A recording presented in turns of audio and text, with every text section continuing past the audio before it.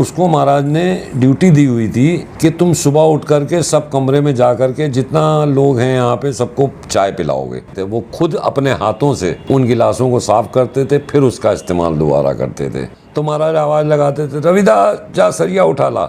अब देखिए पढ़ा लिखा अमेरिका का वकील, वो मुकदमा वो जीत गए, उसके बाद वो जज बना दिए गए। मतलब ज़रा सा करने पे बहुत दे देते हैं महाराज। ये चीज़ हमेशा हमने देखी और हर भक्त के साथ देखी। सब एकत्रित हो गए वहीं किचन के पास में, वहाँ चाय के बड़े बड़े वो रख दिए जाते थे, गिलास में भर भर के सब चाय पीजिए जितनी पीनी है। अब महाराज कहा गया उनको खाना खिला दो, वहाँ आए खिला दिया, महाराज को खाना खिला रहे हैं कर रहे हैं। आज की तारीख में अगर किसी से कहिए महाराज को खाना खिलाना है, 10 आदमी स्वार्थ लेकर के आ जाएंगे कि साहब हम खाना खिला दें, हमारा ये काम हो जाएगा हमारा।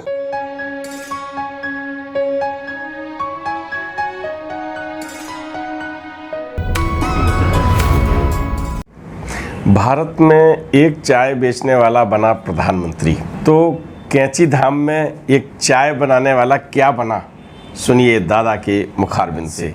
नमस्कार, आप देख रहे हैं धर्मदृष्टि पत्रिका का यूट्यूब चैनल दस्तक मीडिया। मैं विनोद शुक्ल आपको यादों के पन्ने पलटवाता हूँ महाराज जी के सानिध्य पाए भक्तों से।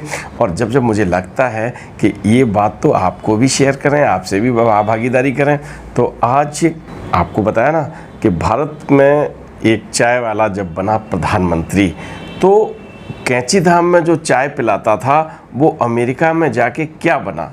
दादा, भारतवर्ष में सब लोग जानते हैं कि माननीय प्रधानमंत्री जी, हाँ, नरेंद्र मोदी जी अपने पूर्व काल में जहाँ एक जिंदगी की जंग थी, शुरुआत हुई थी, आज देश के लिए लड़ रहे हैं, विकास की जंग लड़ रहे हैं। तो उन्होंने एक चाय वाले के रूप में, और आज भी कहा जाता है कि एक चाय वाला हमारे यहाँ प्रधानमंत्री बन सकता है, और बने।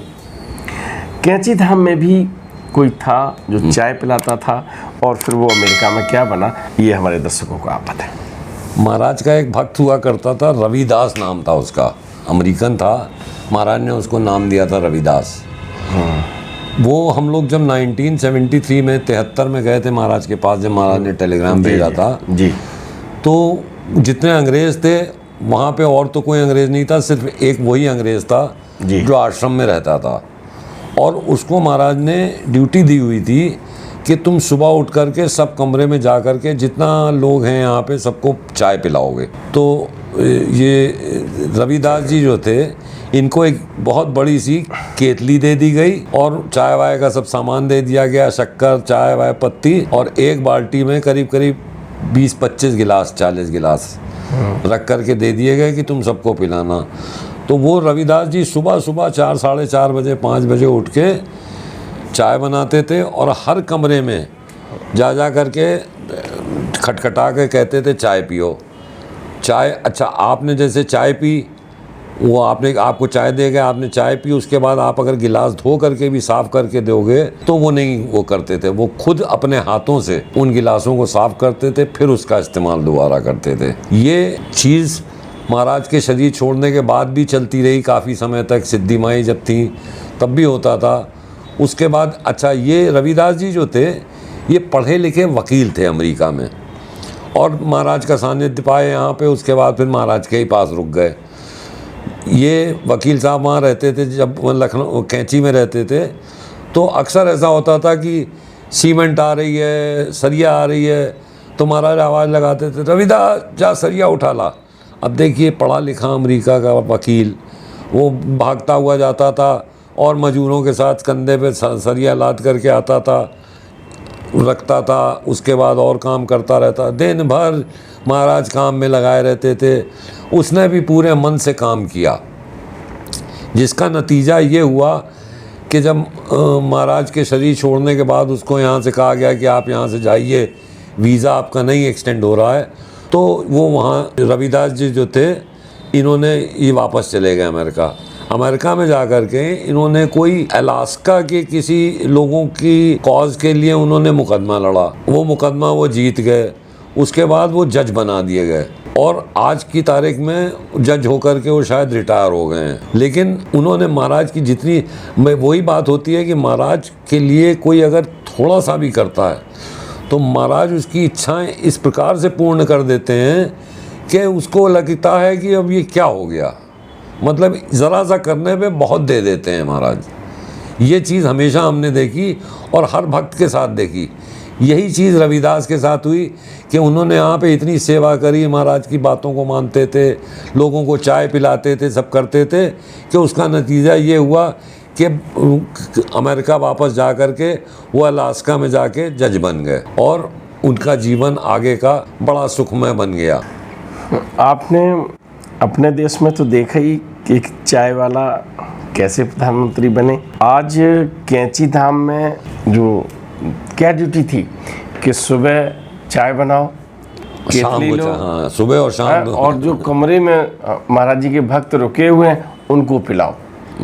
इसके बाद उनके गिलास इकट्ठे करो, फिर उनको धो मांजो, है ना, फिर चाय पिलाओ, और जरूरत पड़ी तो सरिया भी लाद के लाओ। यही दादा ने बताया ना। हाँ, और वो फिर महाराज जी के अनंत यात्रा के बाद अमेरिका पहुंचे और अमेरिका में वो जज बने। किसी को पता नहीं है कि आपके मुकद्दर में लिखा क्या है, लेकिन कहते हैं ना, कर्म भाग्य के लेख को बदल देता है। महाराज जी ने पंडित होदत्त शर्मा से कहा था, पूरी कथा तो मैंने सुनाई हुई है, कि मैं राजा को रंक बना सकता हूँ और रंक को राजा बना सकता हूँ, है ना, कहा था ना। कभी कभी महाराज जी की पोल खुल जाती थी, मैं तो यही कहूँगा, पोल खुल जाती थी।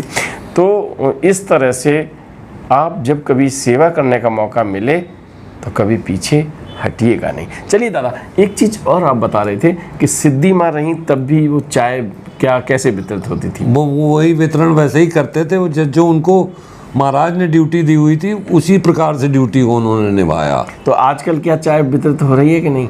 अब तो ये है कि घंटा बजता है, आज चाय का समय हो गया, आप लोग वहाँ पहुँच जाइए। अच्छा, वहाँ आपको चाय मिल जाएगी। बाल भोग का समय होता था, बाल भोग मिल जाता है, भोग का समय होता है तो जो लोग रुके हैं। हाँ, जो रुके हैं आश्रम। अभी आप 15 जून को जब गए थे आश्रम में सब, तो फिर कैसे कैसे यही होता था।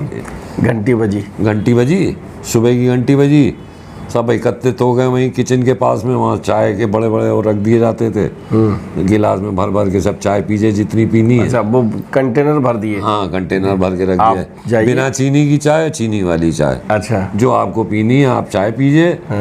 और उसके बाद जो अगर नाश्ते का टाइम होता था तो पूरी सब्जी या कुछ हुआ वो दिया जाता था। बाल भोग का समय होता था, जो ब्रेकफास्ट जिसको कहते हैं, जी जी जी जी, वो होता था। उसके बाद प्रसाद पाने हम लोग ऊपर जाते थे, वहीं धर्मशाला के ऊपर जो बना हुआ है हॉल, जी जी जी, वहाँ प्रसाद पाते थे हम लोग।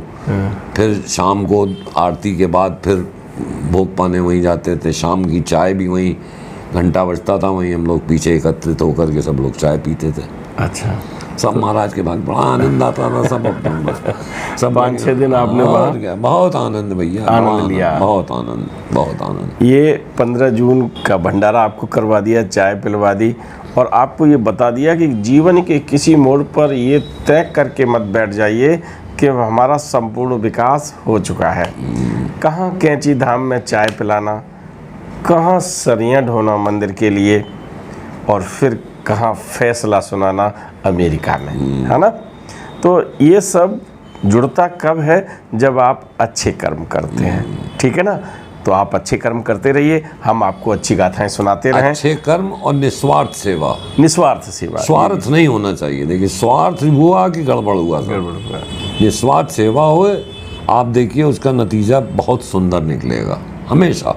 हम लोगों को जो सौभाग्य मिला, नहीं जानते थे, छोटे से थे, अब महाराज कहा गया जो उनको खाना खिला दो, वहाँ आए, खिला दिया, महाराज को खाना खिला रहे हैं, कर रहे हैं।